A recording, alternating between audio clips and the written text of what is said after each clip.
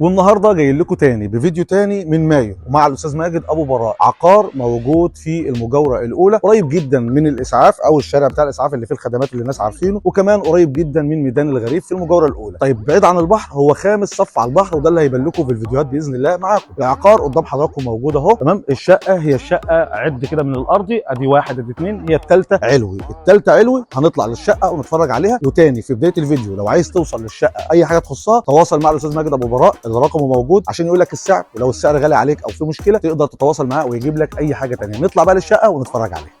طبعا ده ميدان الغريب اللي قدام حضراتكم، وميدان الغريب تمشي خطوتين تلاقي الشقه بتاعتنا. طيب لو انت بقى جاي من البحر، شايفين العماره اللي في الوش دي؟ العماره دي هي الصف الاول على البحر. عد 5 عماير وامشي هتلاقي نفسك قدام برضو الشقه بتاعتنا. ودي العماره اللي فيها الشقه، وهي الشقه اللي تحت السطح، يعني في فوقك دور اللي هي التالت علوي. وده طبعا مدخل العماره. مدخل العماره زي ما انتم شايفين قدامكم عشان تشوفوها. طبعا ده باب الشقه، وعايز اقول لكم ان الشقه 95 متر. 95 متر، عباره عن بحري شرقي، لها بلكونتين، بلكونه في لان هي جناح، بلكونه في القبلي وبلكونه كبيره في البحر.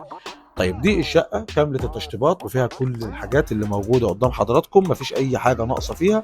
وطبعا زي ما قلت لحضراتكم هي 3 غرف، 3 غرف مش غرفتين. غرفه في القبلي اللي هي الاتجاه اللي قدامنا ده، دي الغرفه القبلي. يعني خلاص احنا هنا لان الصاله اسمى، دي الغرفه القبلي. وبعدين نروح بقى للغرفتين البحري، دي غرفه ودي غرفه. فكده 3 اوض داخل الشقه دي. طبعا في اوضه منهم اللي هي الاوضه اللي على اليمين دي، ودي الاوضه اللي على اليمين دي اللي فيها البلكونه، واللي على اليمين دي ما فيهاش بلكونه. تمام. نروح بقى لاول غرفه، وهي الغرفه اللي ما فيهاش بلكونه. دي غرفه بحري من الغرفتين البحري الموجودين داخل الشقه. طبعا الشقه 95 متر، دي الاوضه. وبعدين بقى نروح للاوضه اللي فيها البلكونه. البلكونه طبعا في الاوضه ومعاها شباك زي ما انتم شايفين، وكامله التشطيبات، مش ناقصها اي حاجه خالص، يا دوب تجيب بس العفش وتقعد وتسكن على طول. وزي ما قلت لحضراتكم الشقه 95 متر في منطقه حيويه او منطقه مهمه. طبعا هنطلع بقى للبلكونه البحريه اللي شايفه البحر. زي ما قلنا العماره خامس صف من على البحر، وقريبه طبعا من شارع الاسعاف، او الاسعاف اللي عارف مايو كويس وعارف المجاوره اللي احنا فيها دي يعرف الاسعاف. فعلى طول تيجي خطوتين هنا تلاقي نفسك في العماره او تلاقي نفسك في الشقه. وطبعا الشوارع اللي قدامكم دي هنا كده هنروح البحر، والاتجاه الثاني كان الغريب. نمشي بقى نروح للغرفه الثانيه عشان نوريكم المطبخ والحمام، لان هم في نص الشقه. وطبعا اللي قدامنا ده المطبخ، مساحته برضو طيبه وكويسه لست البيت. طبعا سقف، حيطان، ارضيات كلهم سيراميك فيما يتعلق بالمطبخ والحمام. طبعا احنا دلوقتي في المطبخ، بقى نروح للحمام. طبعا زي ما انتم شايفين برضو بجيب لكم السقف، بجيب لكم كل التفاصيل عشان تكون قدام حضراتكم. تاني الشقه 95 متر، 3 غرف في مايو. طبعا ده الحمام كامل التشطيبات، يا دوب برضه هتيجي وتعيش على طول.